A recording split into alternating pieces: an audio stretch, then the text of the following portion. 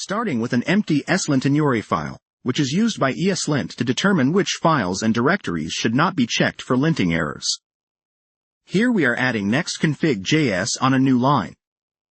This is the configuration file for Next.js projects, and it's common to exclude it from linting because it might not conform to the same style rules as the rest of your codebase. By simply specifying its file name, ESLint will know to ignore it. Next, we add a new line with node_modules.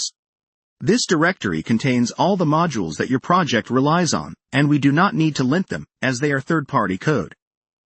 It is standard to exclude this directory so that ESLint will skip over it, resulting in much faster linting times. Lastly, we exclude the out directory by just typing its name on a new line. In Next.js projects, out is typically the directory where statically generated pages and assets are placed after running the next build command.